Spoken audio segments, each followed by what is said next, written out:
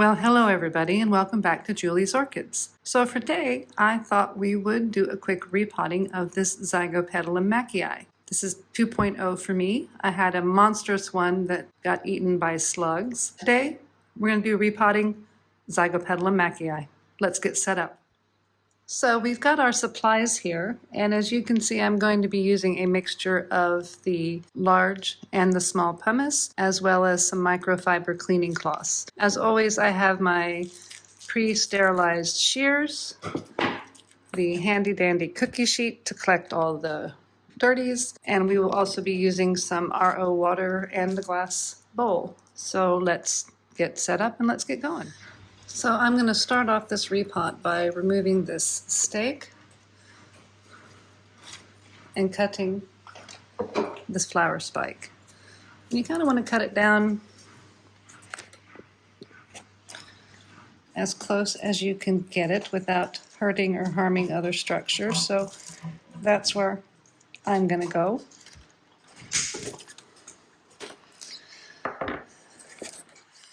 And now it's not going to be so wobbly or top heavy. And I have watered this earlier today, so always with your repots, give the pot a good squeeze. And then we're just going to gently try to coax it out of the pot and see what we've got to work with. Now I do suggest, if you've got bark media, to go ahead and get everything pretty good and wet, because that tends to swell the roots and swell the bark a bit, and it makes everything let go quite nicely. And as you can see, everything is pretty well nicely letting go of the root system here. We've got a nice good new root growing right there, and there's lots of flies coming out of this, so I'm very happy to get this organic media out of here. But even though we've got growing root tips here which might die, I've got new ones growing there, so this is perfect timing to repot this orchid.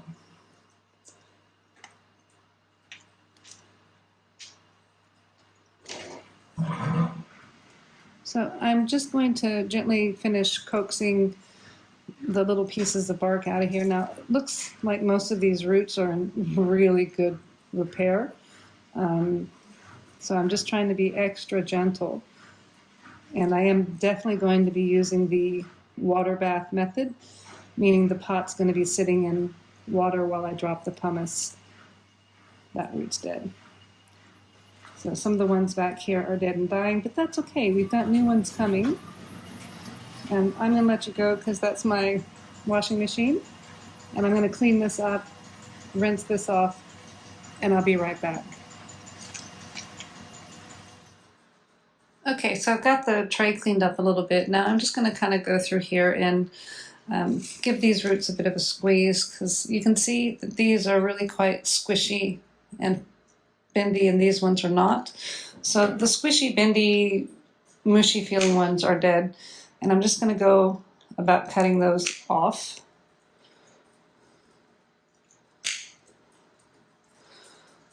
And there you go, you can see those just pulled right on off there.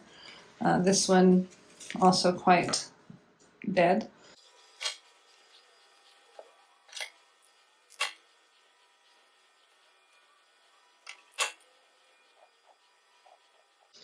All right, well that's pretty good. All the rest of these feel pretty firm to the touch. So now we're just going to go to the sink and rinse off this. I might peel off some of these sheaths here before we go to the sink. Oh, good, you can see all those nice new roots coming out from there. Look at that. So we're going to go right over to the sink and we're going to spray this down for bugs and give it a rinse off. Okay, so I've given the roots a good trim, got out the dead ones out of there. You can see all those nice growing tips, rinsed all the stuff off of it. We found mealybugs, so I gave it a good soaking. And this is gonna, yes, it's gonna be repotted, but it's gonna stay in isolation away from my other plants because I found mealybugs. So what are we gonna do next? As I mentioned, the water bath. So we need the biggest bowl I have, which is that one there. And then the pot we're gonna use. Again, the holes are to the back. And I'm gonna fill it up full of water. Now this is RO water. So reverse osmosis water. I don't have any nutrients in it. I'm just using plain RO water. And now we'll just wait for the water level to settle down. Now you guys might be thinking that this looks like a fairly big pot for this size orchid, but I'm actually going to pot it more like this as opposed to how I have been up here. This is the only pot that I have to work with, so this is what we've got, and that's what we're going to work with. Now I think I put too much water in this, and I'm afraid that my bowl might overrun, but we're going to go ahead and continue on and hope for the best. Now we're going to start off with adding the largest pumice, the 7 to 20 millimeter size, to the bottom of the pot. And I just want to get a nice, I don't know, centimeter layer of it to start off with. And then I'm going to use just one of my microfiber cleaning cloths, and we will just poke it right on down in there, get it wet to try to get it to stay down. And this is where the trick comes in, is you have to try to get your microfiber cleaning cloth to stay down in your pumice. Now, I've got that there good. So I'm just going to add a bit more of the pumice to hold that cloth down.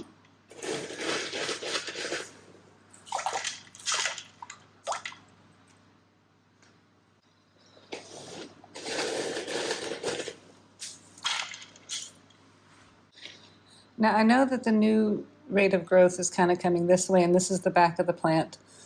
So I am just going to kind of put it like that so it has room to grow. Now this is where I'm keeping my holes, and I want my holes kept there towards the back of the pot because it'll look nicer sitting on the shelves.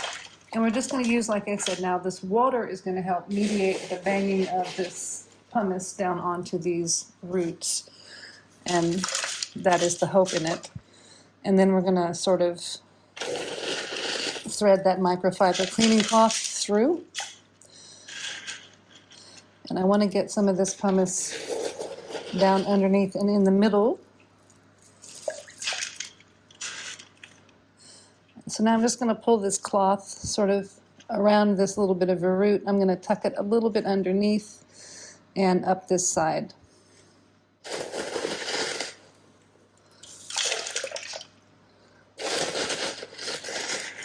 And again, I don't want to see the cleaning cloth on the outside of the pot. I try to hide it within the pumice to keep the moisture in the pumice area as opposed to on the outside of the pot, which is where I don't want it. I just broke that old Perth off.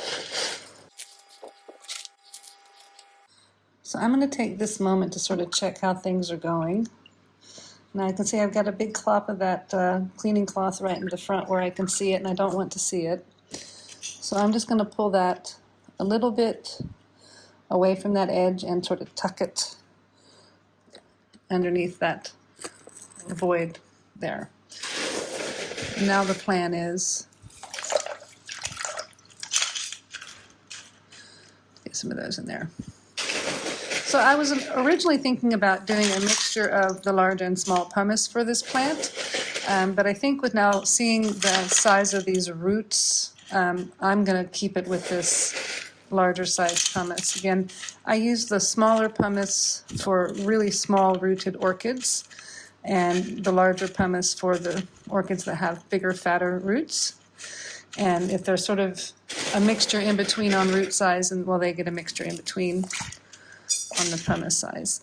Now I am kind of getting down in here because there's a hole right here where there's no pumice going, and I'm going to try to direct some of this pumice into this void.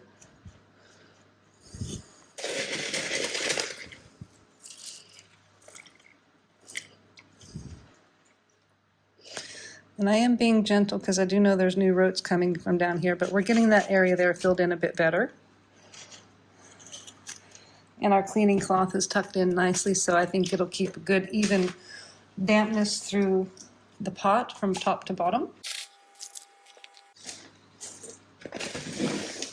So now we're just going to finish filling up the pot with pumice. And you can see there's still a bit of a gap right there, so I'm just going to try to gently angle some of that into there, and I think that's done that pretty well. And now we'll just finish up to the rim here, and then we'll put the decorative river stones on top, and this one will be potted up. Now before we get completely done, what I want to do is to let all this pumice drain out and then do the last little top dressing of pumice with no water in it. All right, so we got all that old water drained out. You can see that I'm almost to the level of the height where I want it in the pot.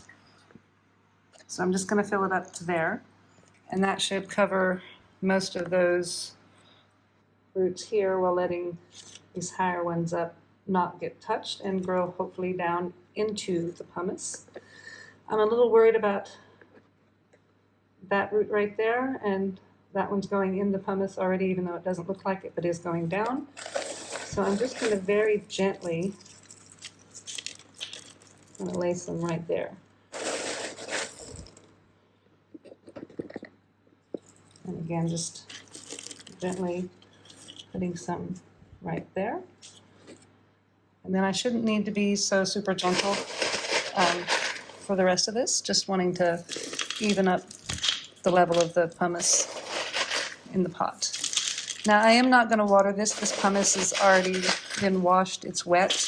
There is already a water layer in the reservoir. We're just topping it up. And this is going to go in my area where I isolate things. We'll go into COVID pandemic isolation. All right, let's get our decorative stones. Now again, the purpose of these stones is kind of twofold: to keep the lighter weight pumice stones from floating out of the pot, to help hold in some moisture generally around the pot. I'm going to carefully place these ones back here.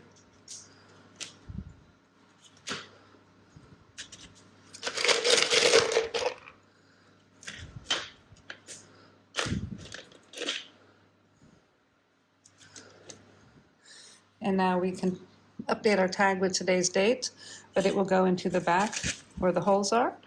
And there we go. Zygopetalum mackayi 2.0 has been repotted. If you like the video, please give me a thumbs up. A subscribe would be great. Thank you guys again for watching. And everyone have a happy, wonderful day. Bye.